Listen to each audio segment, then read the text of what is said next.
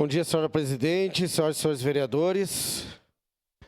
Muito obrigado, vereadora Marisol, depois de uns dias fora, né? Mas foi por uma boa causa.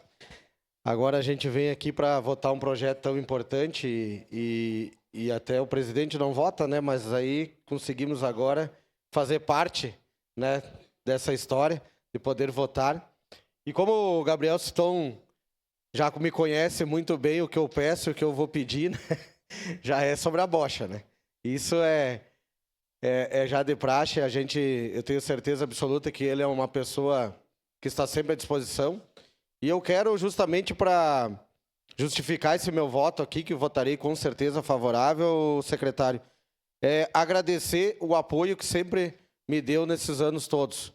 A mim, ao meu pai também, quando eu era presidente da Liga. E eu tenho certeza absoluta que a bocha precisa muito. É um esporte que eu sempre digo lá, quando eu reúno mais de 140, 150 atletas, a gente tira esse pessoal da fila da UBS.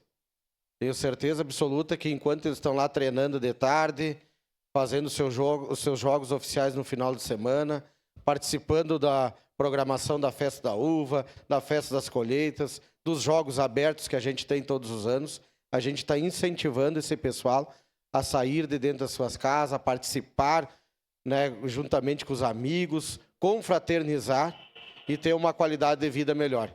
Então, tenho certeza absoluta que vou lutar nos próximos anos, no próximo ano principalmente, para que nós tenhamos um apoio ainda mais especial da Secretaria de Esporte, porque é justo para esse pessoal e nós precisamos que esse esporte, que é oficial de Caxias do Sul, é o esporte oficial, foi votado por esta Casa Legislativa, tenha ainda mais apoio.